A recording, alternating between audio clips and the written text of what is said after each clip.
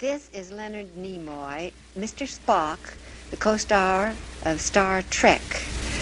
I'd like to know what this role is that you play. Just what is the role that you're striving for? Basically, Mr. Spock is a product of a marriage between an Earth woman and a Vulcan male. Vulcan is a planet outside of our solar system, and he's physically very similar to the human in anatomy, but his psychological and emotional orientation are quite different. He has complete emotional control.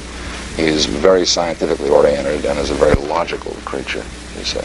The point is that Vulcan was a planet that was very warlike and a very fierce race of people who almost did themselves in because they were always in conflict with each other and their emotions were so strong that they finally decided that emotion had to be done away with.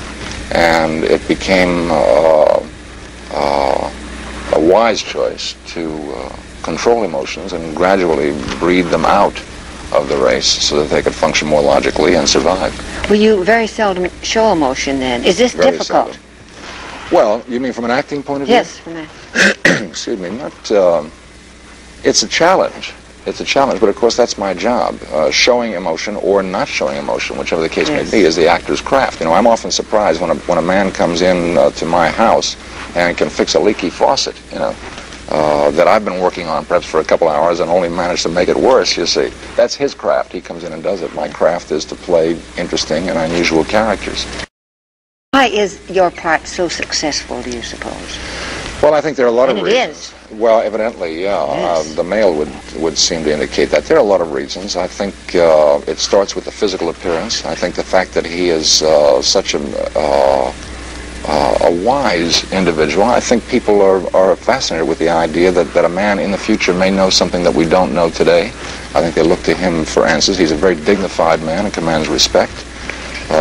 He's obviously very intelligent. The control of the emotions, I think, is a very important thing. The fact that he's cool, the fact that he's sophisticated, he doesn't get riled in a situation, he has control of himself. All of these things are working, I think. Your makeup is most unusual. Does that take a long time? Well, it takes an hour and a half, which, after you've done it for the 150th, 175th time, seems like a very long time. Yes.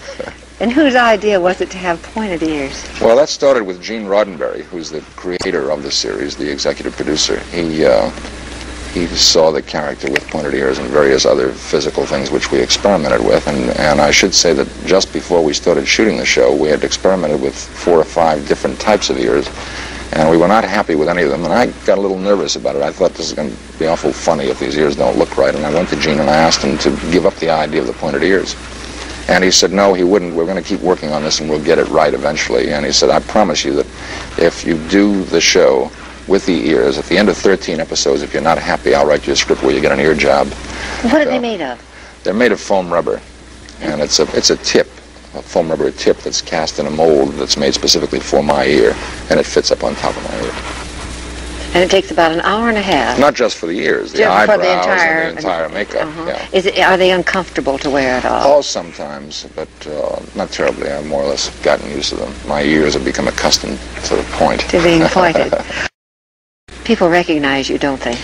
Yeah, I guess the hair makes it pretty easy to spot. Of course, I have had young children in stores and places when I've been shopping say, that man has a haircut just like Spock. Really? Yeah. And they didn't realize what they were saying? Well, and then on a second look they say, could it be? You know, that kind of thing. Well, it is your own hair. Yes, it is. There's a bit of it. It's beautiful. It's nice and thick. Thank you. You're definitely typed now. Can you think of other parts? Do you think it'll be difficult to take other parts? I really don't worry about that for this reason. If I were to concern myself with that while I was playing Spock, I think that playing Spock would cease to be the pleasure that it is. I'm having as much fun playing him as I possibly can. When the time comes to think about other characters, I'll start thinking about that then. Well, it is so successful. It could go on for years anyway, couldn't it? Well, I would hope so. I'd like to have a steady job for a while. Yeah. Speed of your ship, how fast does it go? Well, we get into trouble if we try to move any faster than warp 8, which is warp 8 times the speed of light. It's awful fast. We have gone faster than that in rare emergencies, but we try to avoid that because it's awful rough on the ship and it's rough on the system. I would think so.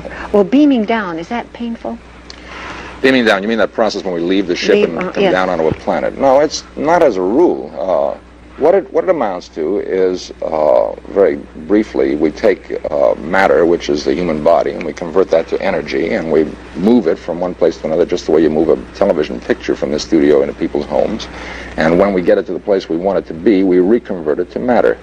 Now, under ordinary circumstances... How long does that take? How much time? Just a few seconds. Like few seconds, yeah. Now, it doesn't take very long for the picture to get from the studio to somebody's home, for example.